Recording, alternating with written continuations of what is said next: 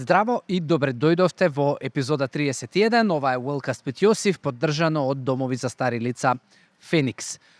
Денеска зборуваме за тема која што можеби не е најнеочекувана, но темата за здравје на очи, вид е нешто што барем лично јас не многу ја имам размислувано и не многу си имам загрижувано и верувам дека е тоа една можеби по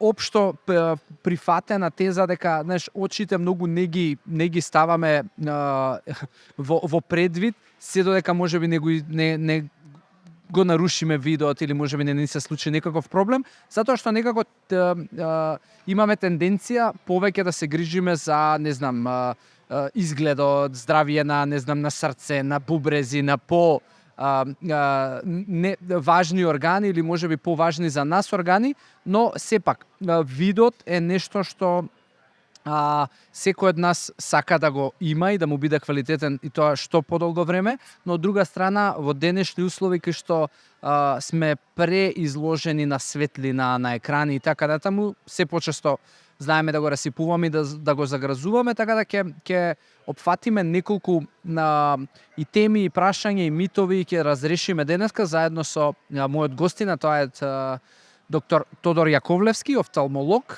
кој што доаѓа впрочем и од мојата родна грудка, тоа е Велес. И за секој од вас кој што го следи овој подкаст на, било која од социјалните мрежи, или YouTube, или Spotify, или Apple, Google подкаст, слободно поврзете се со доктор Тоше, продолжете ја комуникацијата со него доколку имате можеби потреба од тоа и бидете проактивни и дадете ни фидбек од денешнава содржина и денешнава епизода.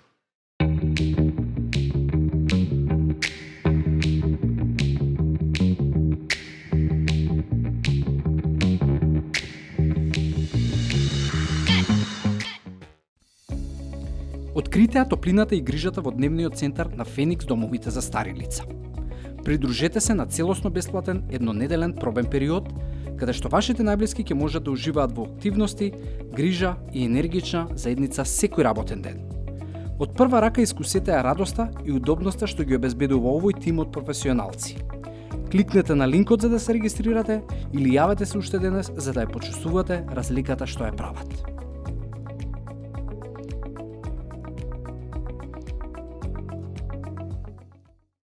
Доктор Тоше, добре дојде. Фала ти што ја прифати поканата. Благодарам јас. Верувам дека ќе имаме одличен разговор, пошто ние и така си имаме одлична комуникација. Да. И ни оди муабетот, што би рекле по велешки. И традиционално секој гостин кој што доаѓа у подкастов, му даваме време да каже кој е и што е на нашава заедница, така да земи си време колку и да ти треба. И кажи ни кој е доктор Тоше или Тодор, како сакаш, не знам да те... Се исто ми е, Тоше ми е пократко и по-природно за мене. Така да. Така да земи си време и кажи ни кој е доктор Тоше, што прави, зошто го прави, каде може да те најдат луѓето и што можеш да им помогнеш. Јас сум Тодор Јаковлевски, јас сум специјалист по офталмологија, значи специјалист по очни болести.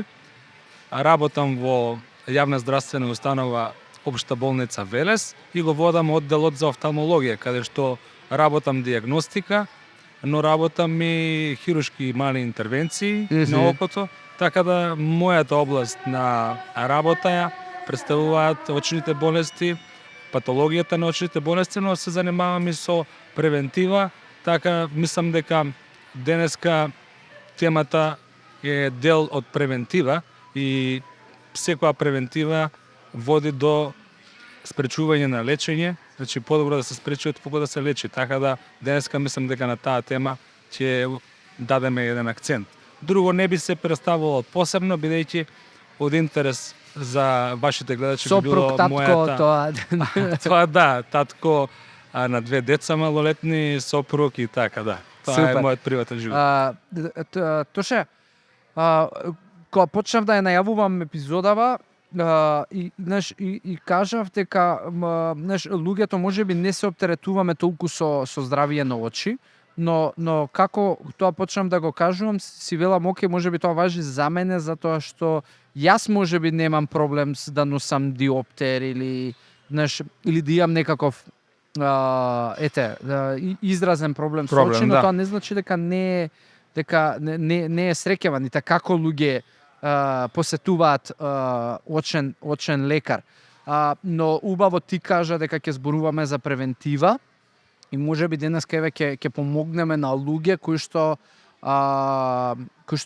ќе одложат појавување на очен лекар.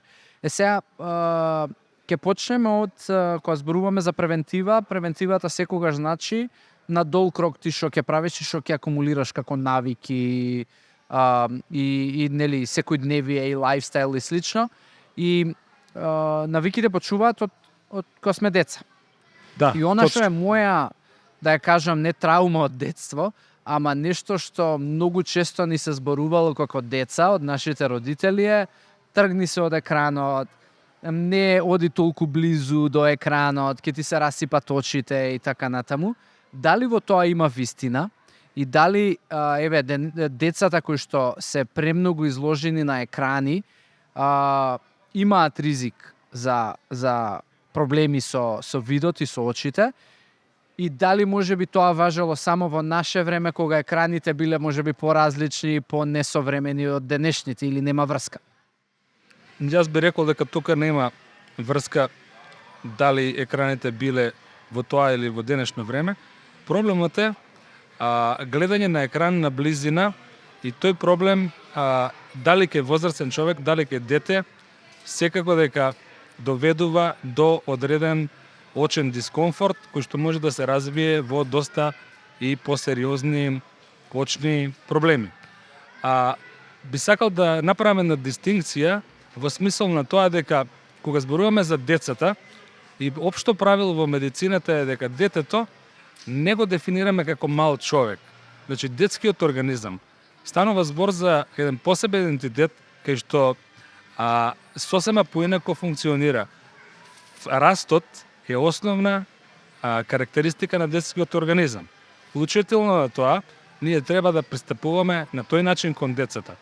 Сега, детето е исто изложено на ризик при гледање во екран на близина. Зборуваме за користење на компјутери, таблети, смартфони, и потенцирано е тоа, бидејќи децата се во фаза на раст и освен тој, например, синдром на суво око, што би го образложиле понатаму, кој што се јавува и кај возрастни и кај деца при долго седење на компјутер, се јавува исто така очен замор, дигитален замор, кој што е резултат на напрегање на интраокуларните и екстраокуларните очни мускули, но кај децата може да се потенцира и појава на кратковидост, односно доколку и постои кратковидост, таа кратковидост да се доведе до прогресија при долготрајно седење пред екран на близина.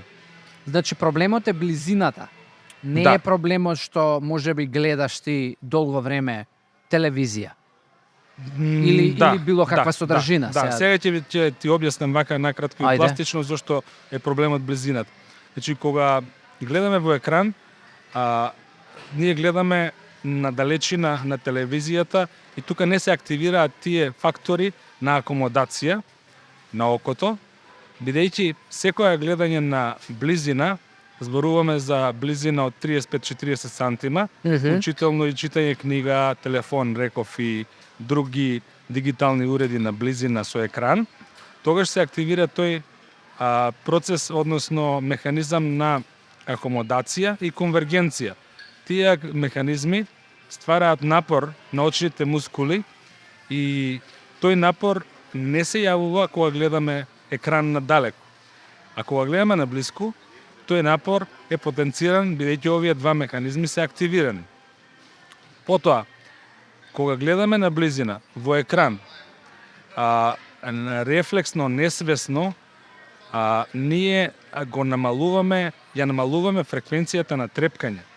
Бидејќи трепкањето е еден механизам кој што доведува и ствара да очите се подобро навлажнуваат предниот сегмент на окото биде повеќе лубрикантен, лубрициран, подмачкан, да речам, и има едни, да речам, податоци кои што се реални и се испитувани дека нормален вид нормално око во секојдневието трепкаме ние по 18 до 22 пати во минута.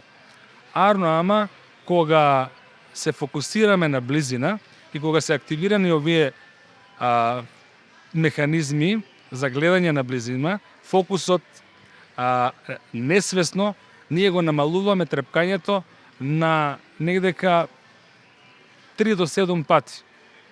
Кога тоа ќе се деси, бидејќи поретко трепкаме, самите солзи повеќе испаруваат.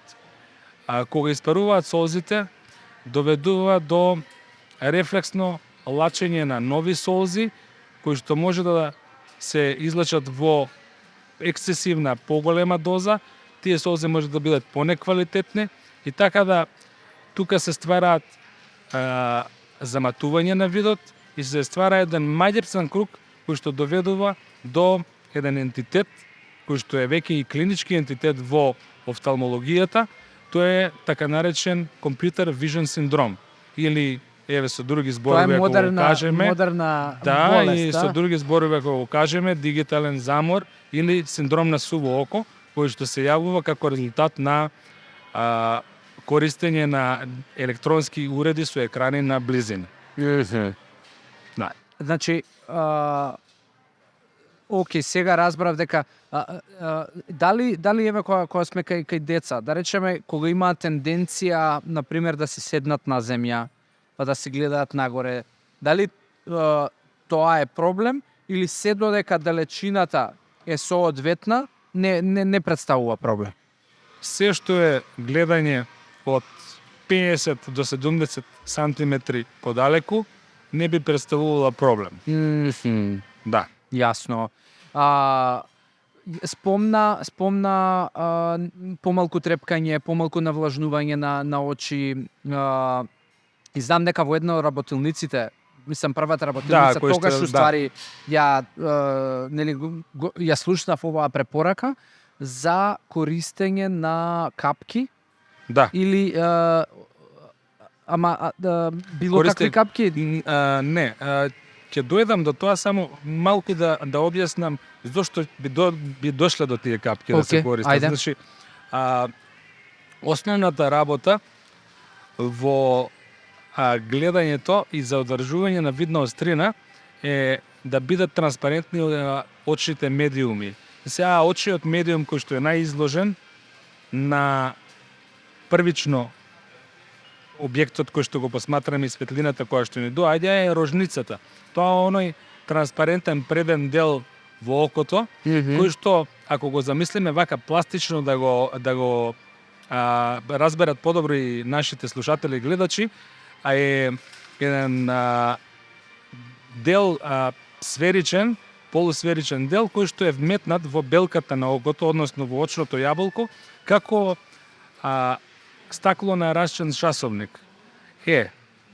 И основата на добра видна острина и да не се јави било каков очен дискомфорт е баш таа роговица, односно рожница или корнеа, која што ја спомнав, да биде мазна, сјајна и транспарентна. А како тоа ќе го постигнеме? Тоа се постигнува, физиологијата на организмот тоа го прави. Значи, нашите очи се така проектирани да солзите кои што се лачат, природните солзи, имаат 3 компоненти, меѓу кои имаат водена компонента, имаат липидна компонента и имаат муцинска компонента. Тие се лачат водената компонента со одредени антитела, ИГ антитела кои што имаат улога и во чистење на очната површина, се лачат во главните солзни жлезди и 90 и нешто посто практично од тој солзен филм е вода, ама таа вода нема да биде на очната површина да стои добро и да обложува и да подмачкува, ако нема и масен дел. И тој масен дел се лачи од мејбомови жлезди, ги викаме ние тие стручно офталмолошки, тие се наоѓаат во капаците. Нивните изводни канали се на рабовите на трепките и има манцови жлезди и пехарести клетки кои што се наоѓаат во белката, во конјуктивата на окото, кои што го лачат тој муцински дел. И сега, таа тропопонетност на солзите овозможува да цело време таа рожница биде добро обложена со еден солзен филм, го викаме, и да ја штити од надворешните влијанија и да овозможува да биде мазна, сјајна, транспарентна, се со цел зраците од околината, кои што доаѓаат во неа и кои што се прекашуваат, да дојдат во точката на јасен вид во задниот сегмент на окото и тука да се створи сликата која што ја гледаме. Можно ли е да ти се потрошат солзи, да се преплачеш и да... Да се преплачеш не би рекол дека може, но делот сега да го вратам ова што претходно го спомна за користењето па на доместок на солзи. Зошто ни е потребен на доместок на солзи? Сам зборуваме така, пошто ја спомнав капки. Капки, Значи, да. не зборуваме за било какви капки. Не зборуваме за било какви какви капки, кога се мисли за капки за очи, некогаш и колоквијално луѓето ќе речат капки за очи, па сега некои капки за очи, ама има многу разни капки за очи. Зборуваме конкретно за користење на капки за очи кои што се така наречени вештачки солзи. Производството на вештачки солзи е во современата фармација доста експлоатирано, доста се користат и се препорачуваат и ги има разноразни во продажба. Во основа вештачките солзи содржат лубрикантни материи и нивните формули се прават на некој начин да ги емитираат природните солзи и да ги надоместат природните солзи со супплементи супстанции кои што ги содржат се најчесто натриум хилуронат, содржат може хипромелоза да содржат, поливинил алкохол. Индивидуално е кај кого како делува, мислам дека капките кои што содржат натриум хилуронат се доста користени и имаат добри резултати. И сега кога и зошто да ги користиме тие вештачки солзи?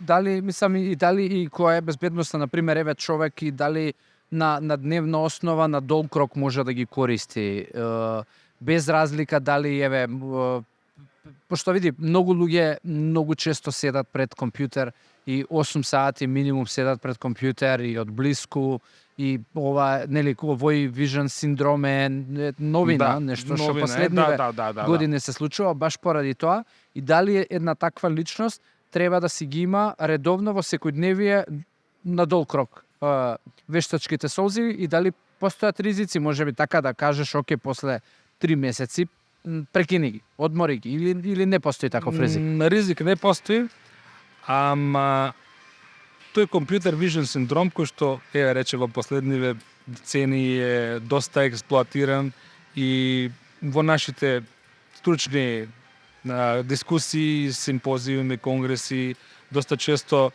има тема на тоа синдром на суво око, предизвикано од користење на екрани и тој компјутер вижн синдром.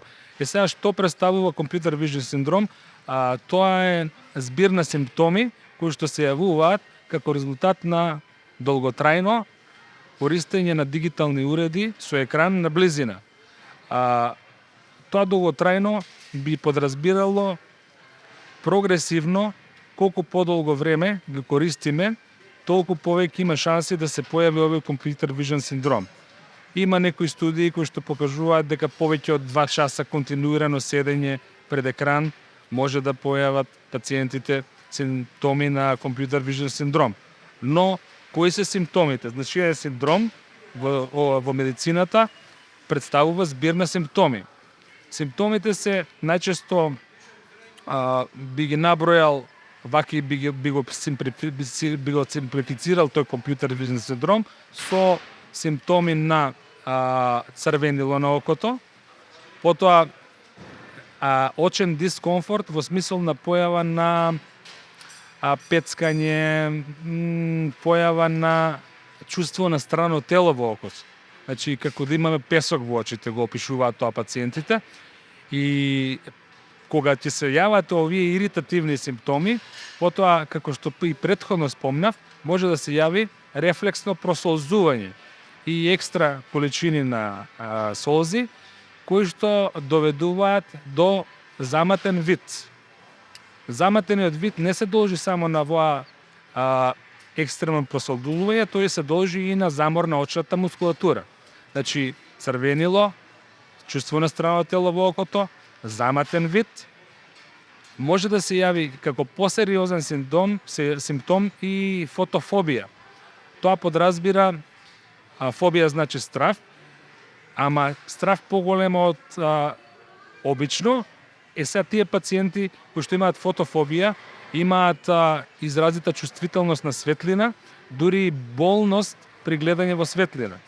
И како пети симптом би ги кажали главоболките, кои што се исто така честа патологија кај во склоп на компјутер вижен синдромот и без разлика во кој дел од главата се лоцирани, можат да бидат причинети од очниот дигитален замор. И кој е чарето, например, што може човек да прави во секојдневието за да ги намали овие симптоми и евентуално нели подоцна, не знам дали подоцна постојат, дали гледањето, ама постојат, еве ти го спомна тоа така, ако јас имам гледање од близина на долг крок, најверојатно и ќе стигнам до диоптер и до шансите се зголемуваат.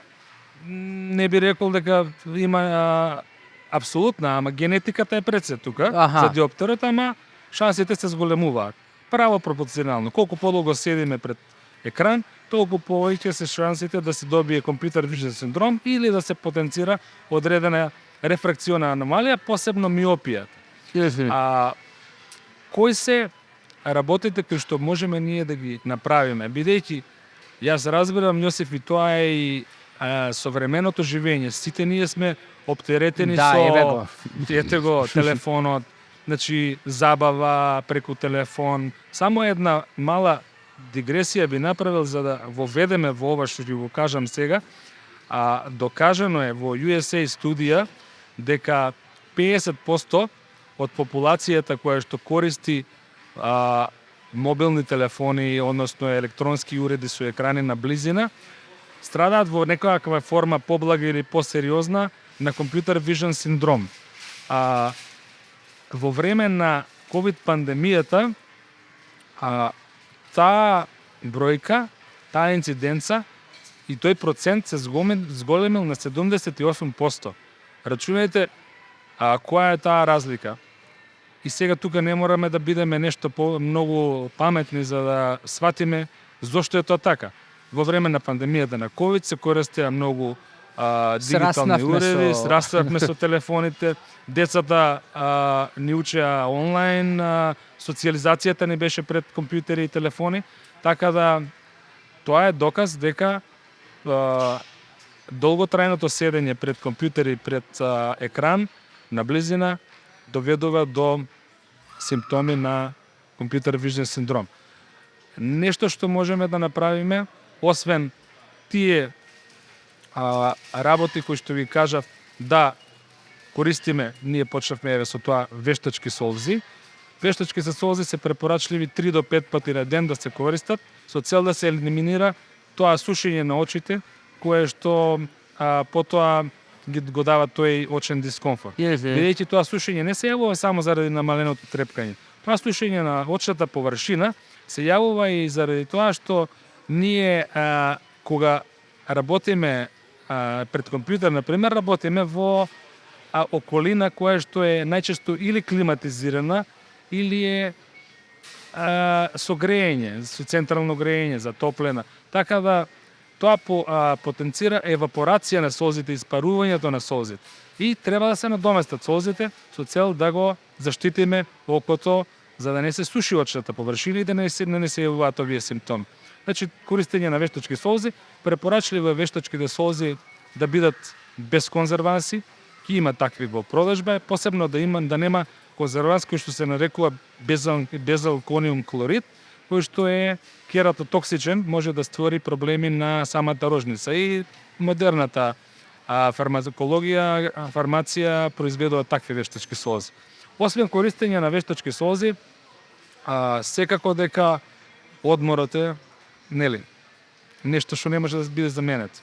И сега одмор како? Ние ако имаме работа која што е поврзана со компјутер и едноставно имаме некоја задача која што мора да се заврши 8 часа, треба да седиме пред компјутер, како да го надминеме заморот и како да практикуваме одмор, освен во периодите кога сме слободни, да практикуваме одмор, физичка активност, за која што ти си померодавен да ја кажеш. А ја би кажал што би правеле додека сме на работно место, например, кога се работи пред компјутер. Како прво и основно треба да ја имаме во главата една формула која што исто така американците ја измислиле и таа е за по-добро да се памти, формула на 3 20-20-20-20. И што подразбира тоа? Тоа подразбира 20 минути седење пред екран на близина, 20 секунди да го пуштиме погледот на предмет кој што е 20 метри оддалечен од нашите очи. Значи, 20 минути екран, 20 минути поглед во 20 далечина. 20 секунди, да. 20 секунди. Добро, сега 20 метри не 20 метри е фигуративно кажано, ама не во далечина, да. Гледа во далечина, да. Значи 20 минути на екран, 20 секунди гледа во далечина. Па колегата зависи на која близина. Ако си на прозор гледа негде далеко. Да, или гледа во далечина. Да, па тоа е лесно затоа што не ни мора ти да станеш уствари од столица. Да, можеме само да го ослободиме погледот на Да. Тука можеме да се најдеме во замка со дефокусирањето и не случајно тие е ставено тоа 3:20, бидејќи седиме на пример пред компјутер или пред екранот лаптоп и сега ајде да одмориме, па ќе го земеме телефонот. Тоа е нонсенс. Значи, дефокусирање од близина на близина нема сврка. Па и книга не би било препорачливо. Значи, пуштите го погледот, гледај во далечина.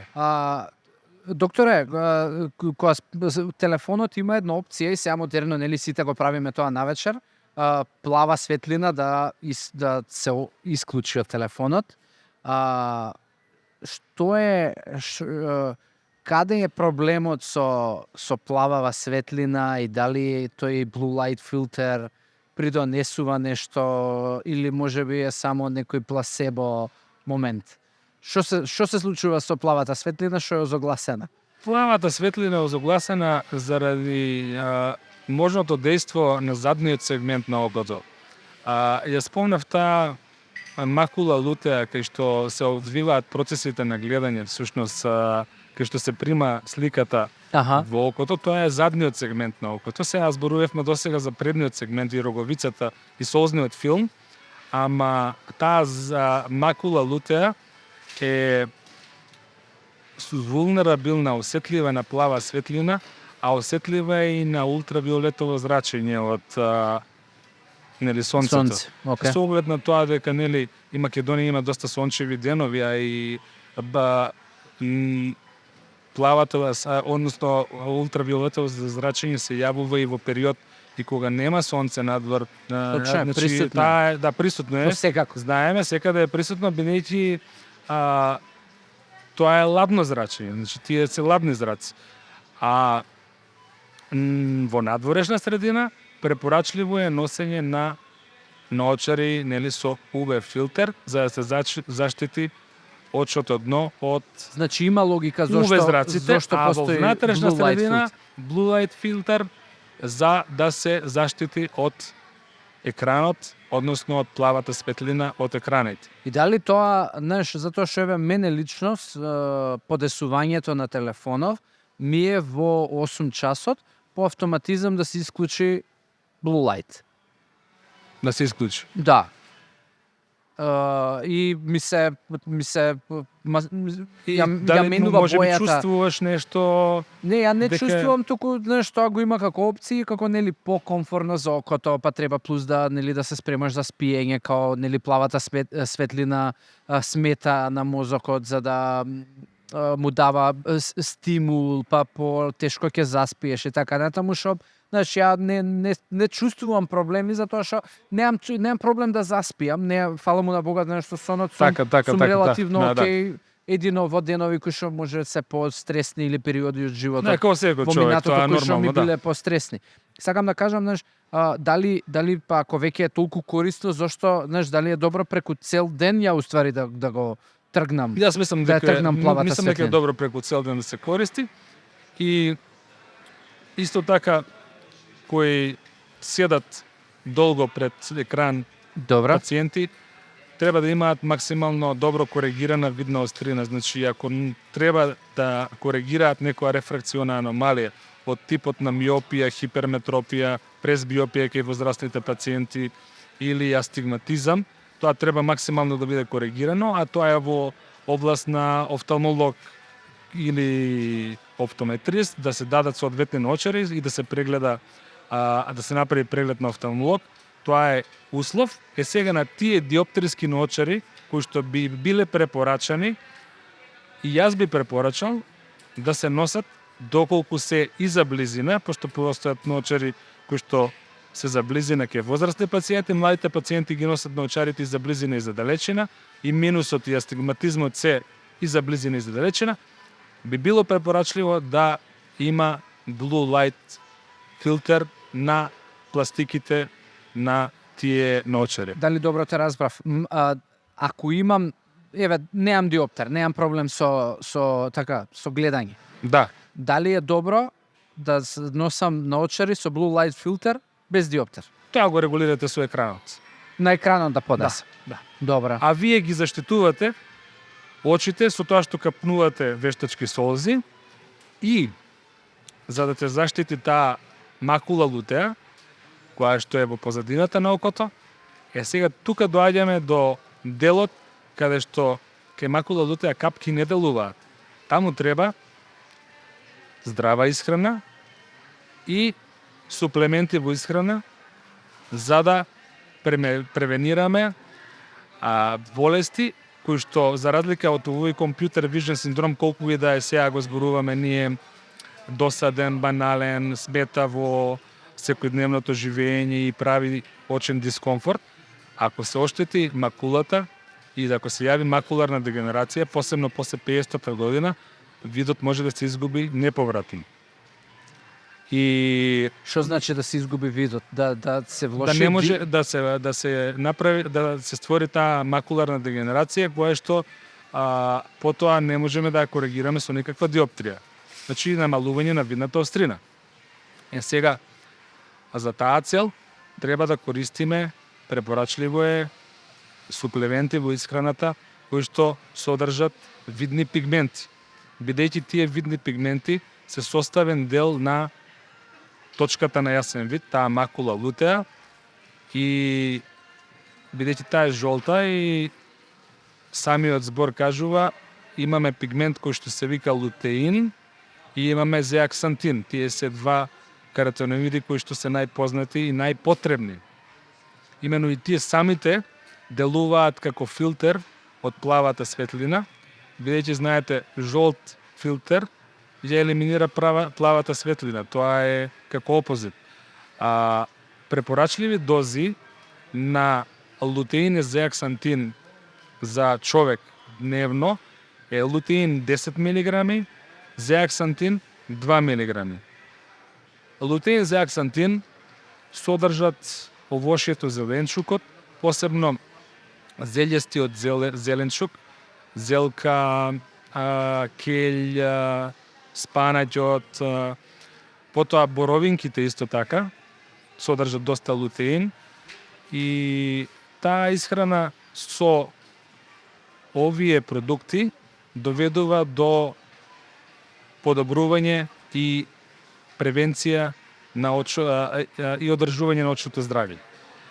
Сега, доколку со секојдневното живење ние не можеме да внесуваме толку како што е пропишано по FDA. Скапи се боревинките. Па може и тоа да се каже, ама рачунајте дека ние и не можеме количински некогаш да внесеме толку многу, тогаш препорачливи се суплементи, реков, во исхрана во форма на таблети. Лутеински препарати, кои што ја имаат тој сооднос најчесто на 10 мг лутеин, 2 мг зеаксантин и најчесто содржат исто така препорачливи за очното здравје минерали бакар и цинк и содржат и омега-3 масни киселини. И сега, кога ги спомнав и омега-3 масните киселини, тука иде во обзир и исхрана која што содржи омега-3 масни киселини. И од твој домен ќе кажеш рибата е тука, Па и суплементација е сосема суплементација адекватно е на адекватна, омега-3. мада овие препарати за око, кои што содржат омега-3 масни киселини и содржат овие лутеински и зеаксантински состојки, имаат, мислам дека доволно омега-3 за очно здравје. Инаку, уште еден продукт е жолчката од јајцето. И самата жолчка има жолта боја и не знам, би било препорачливо да се користи. Знаете тоа one apple a day keep the doctor away, Аха. може би, еве, One Малце. yolk a day. Keep ophthalmologist a day. Да, право. Така да, тоа е со суплементацијата во Добро. исхраната. Докторе, кога зборуваме за работа пред екран, е навечер, и еве ја поредно сум имал тенденција и многу луѓе имаат тенденција, знаеш, некои луѓе им е подобро да не знам, да работат навечер или пак ќе гледаат серија навечер. Дали комплетно затемнета соба со екран е проблем? Јас мислам дека не е проблем комплетно за темната соба со екран. Добра. Многу поголем проблем е доколку на самиот екран, ако работиме, например, што знам, Word документ или некој PowerPoint или било што, Добра. а текст да има доволен контраст и да го подесиме контрастот, да има разлика, диференцијација измеѓу текстот и позадината.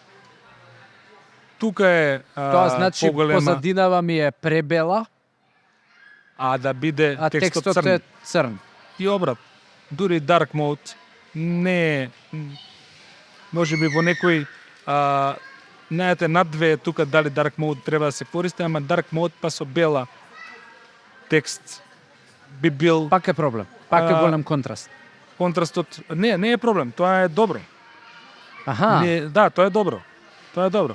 Битно е да го направиме разликата да има текстот да се двои позадината, да не се слева. Тоа не ги замара очите. Ме разбирате, во тој смисол. Јасно, јасно. И читањето, на пример. Читањето апсолутно бара добра осветленост. На слаба светлина, Не. Дури старите школи препорачува, нели, да светлината доаѓа од лева страна, книгата да се држи на 45 сантима аха, пред себе. Апсолутно читањето бара добра светлина. И дифузна светлина, само при читање тука нема одстапка, треба да има добра светлина, посебно секој и посебно на дечињата, тоа да им се обрати внимание, да имаат добра светлина. Не случајно, знаете, извини само и во училниците се прават тоа детерминирано и во учебниците за хигиена од медицина, каде што една просторија, школска просторија, треба да има соодветна парапет на џамовите, па да има доволно светлина да влегува, природна светлина, од која страна да доаѓа светлината и така. Тука светлината е многу битна за читањето. И треба да има добра осветленост за да имаме добро гледање и да не се јават било какви А дали симптоми. тука исто и за читањето важи тоа правило 20-20-20? Би го препорача. Да? Да. Добра.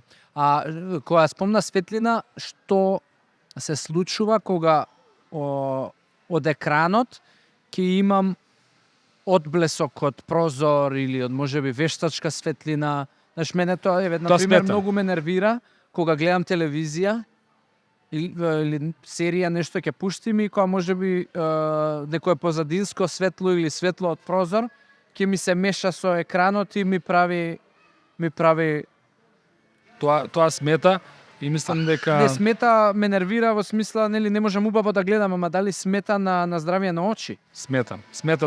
Тоа ако земеме должината на седење пред компјутер и користење на екран на близина, дополнително тие проблесоци од дали од прозор, дали од некоја светилка кој што рефлектира на самиот екран, ја зголемува сензитивноста на окото и дури може да јави, ако окото има почетни симптоми на компјутер вижн синдром, може да јави директно проблесок на светлина рефлектирана од екранот, да јави фотофобија и после да се јави болност во очното јаболко.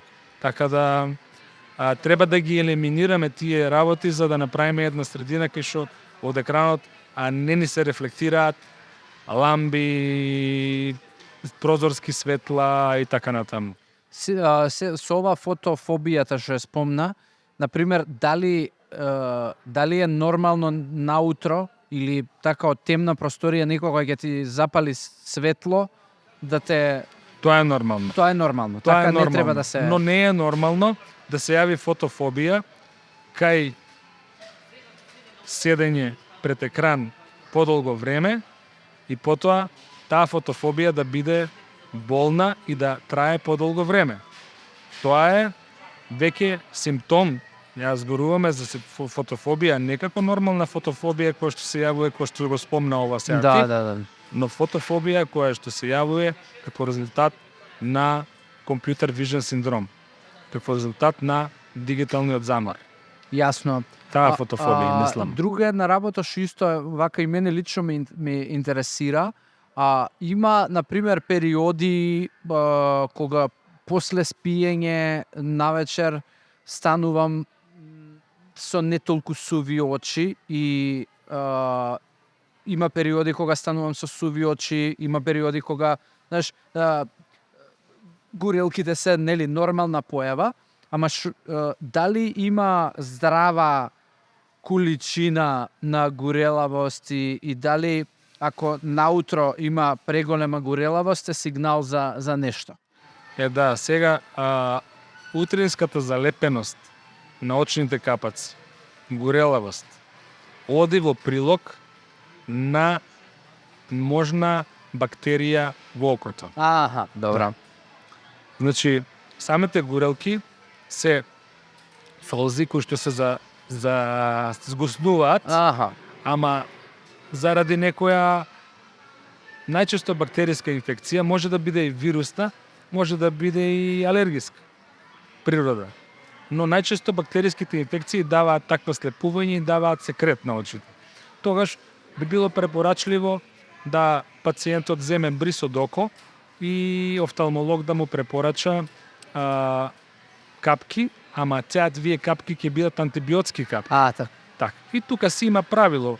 Антибиотски капки кај конјуктивитисите, тоа е веќе конјуктивитис, воспаление на конјуктивата на окото, со секрет, тогаш веќе антибиотските капки се даваат 7 до 10 дена во принцип и поминува тоа.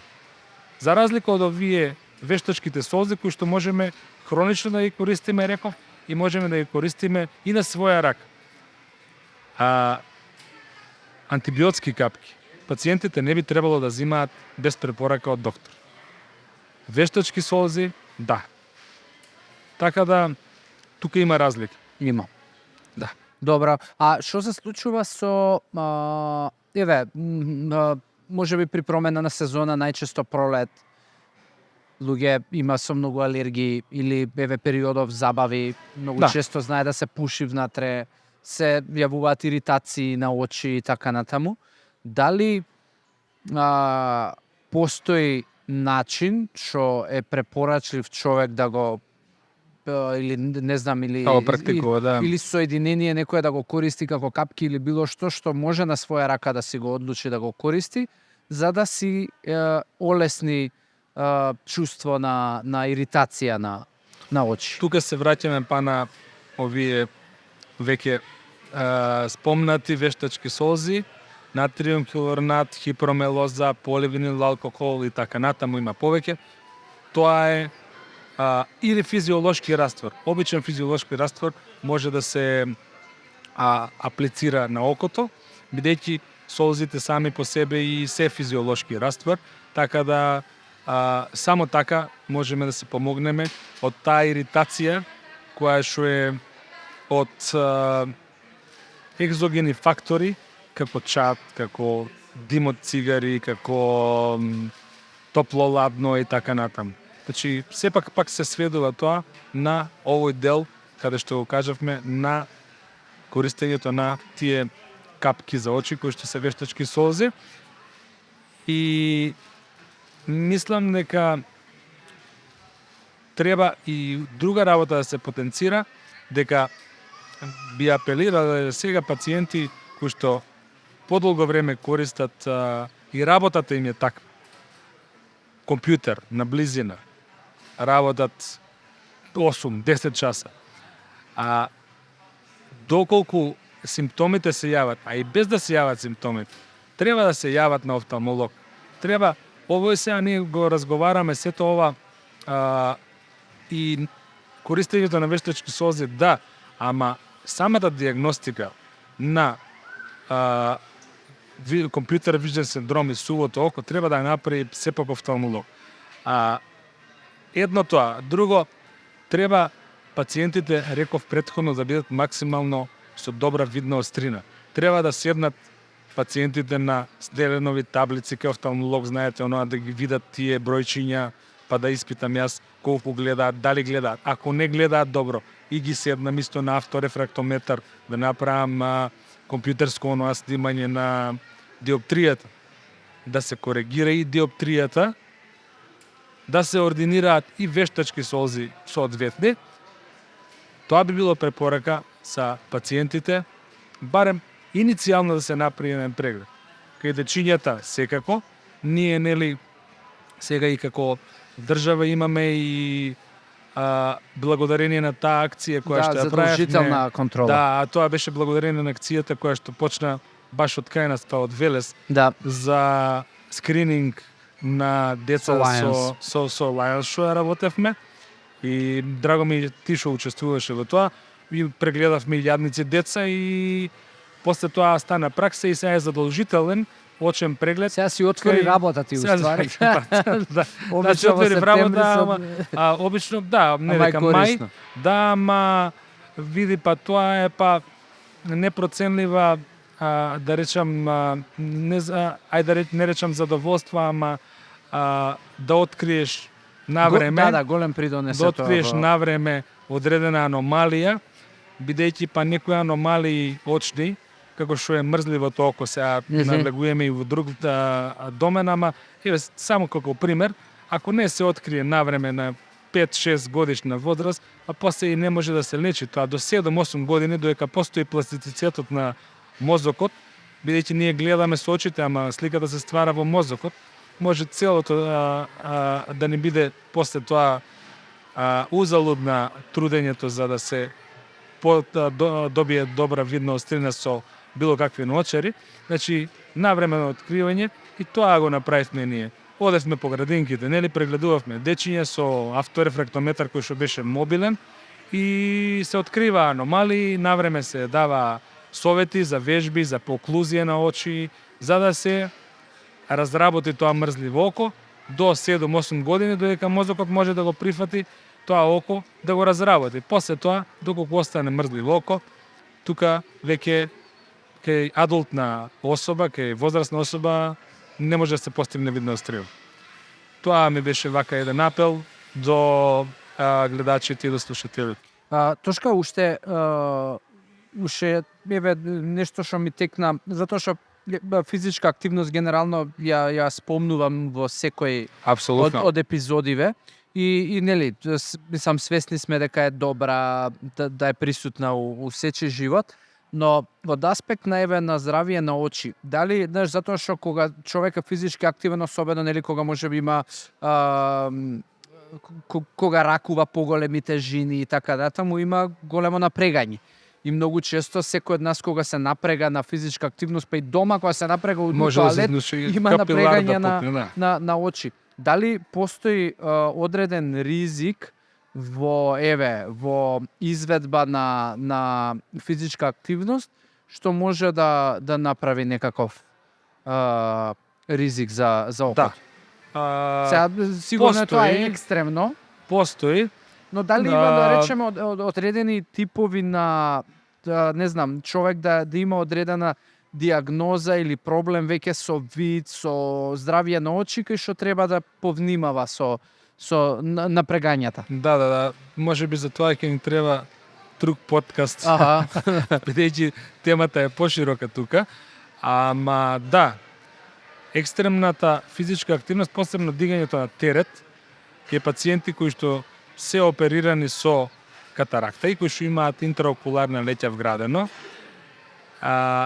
се препорачува да биде на минимум. На пациентите им советуваме да не креваат тежина, бидејќи тој напор може да доведе до одлепување на очната ретина во задниот сегмент на окото, кое што е сериозна компликација. Аха.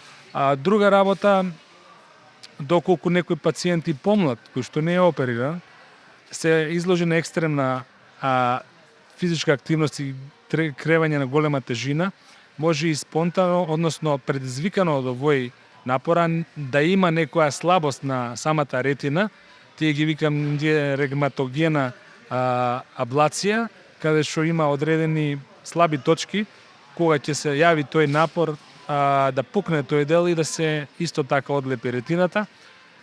Сега тие се симптомите се нагло губење на видната острина и на пациентот му се ствара како перде пред окото, ама тоа е исклучително ретко. Yes. Почести симптоми е, например, очната суфузија.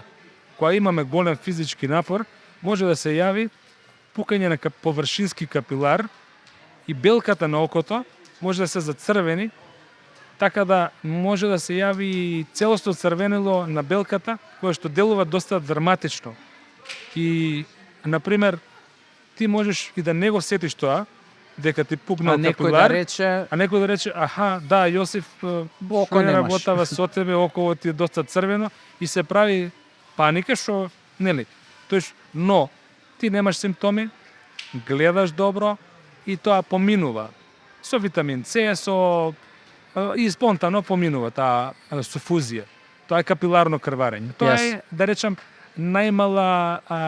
најбенигна компликација од ова што го кажуваш, од екстремни физички напори, а другата компликација е сериозна и таа веќе бара поголема елаборација, ама ова што ви го кажав, мислам дека е доволно. Доволно е. Супер, фала ти.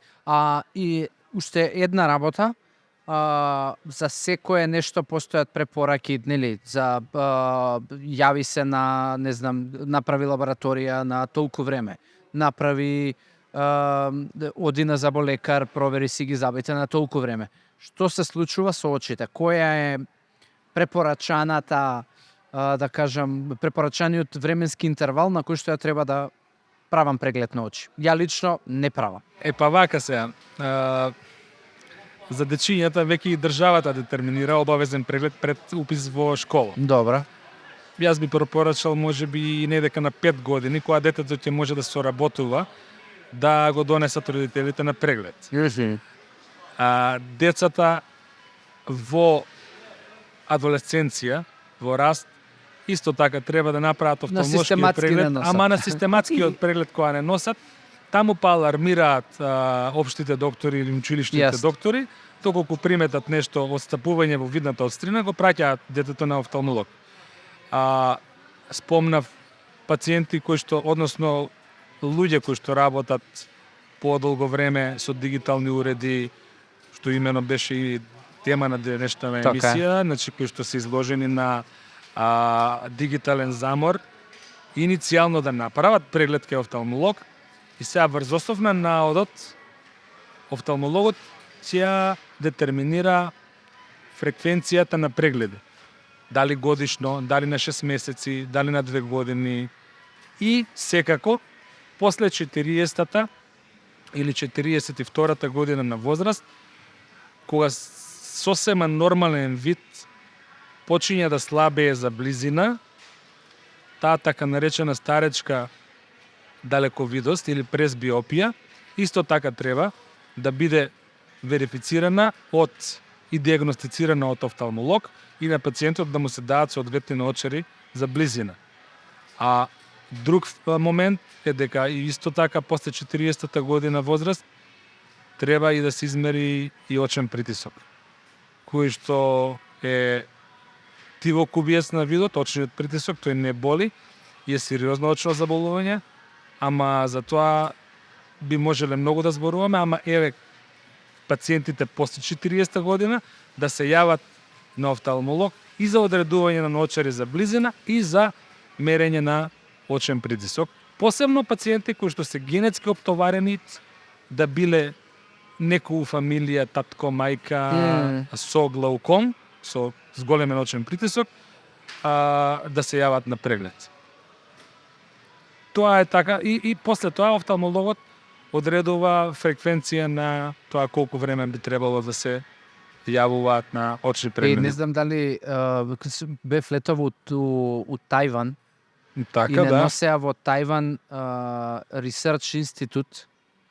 Тоа им е национално тело кој што работат преку 1000 PhD, прават иновации и пронајдоци, меѓу другото имаат направено капки за глауком, за да не мора веќе да има оперативен зафат. Да. И тие ќе се пуштат, рекоа, од 2025-та некаде во може промет. Може да се стане збор за некои нови капки, инаку капки за глауком ние користиме, значи во употреба се и хирургијата ке глауком е крајна инстанца.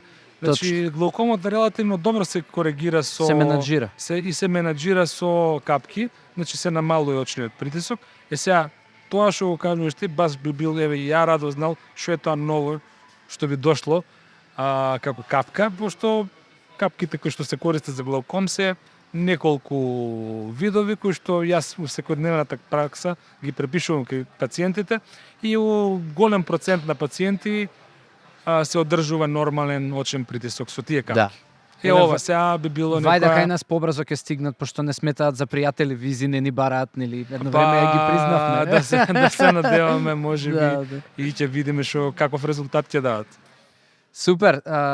Тоше, фала ти што на убав муабет ни Фала што ме покани, на саат, најдовме тајминг, да, помина така, да. И се надевам ќе имаме прилика и пак да се подружиме у некоја наредна епизода со исто вака тема, затоа што око и теми за око има... Па имаме доста теми, имаме. Ја мислам сега иницијално начнавме некоја работи, мислам дека ќе Да, за публиката која што го следи овој подкаст, генерално ова ќе даде вредност. Поенти, ќе даде вредност. Благодарам, Јосиф, се најдобро. Супер, фала ви дечки, се гледаме во епизода 32. Чао.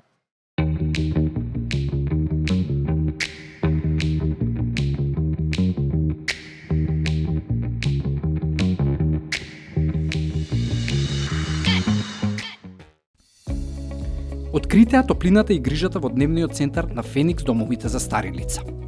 Придружете се на целосно бесплатен еднонеделен пробен период, каде што вашите најблиски ќе можат да уживаат во активности, грижа и енергична заедница секој работен ден. Од прва рака искусете ја радоста и удобноста што ги обезбедува овој тим од професионалци. Кликнете на линкот за да се регистрирате или јавете се уште денес за да ја почувствувате разликата што ја прават.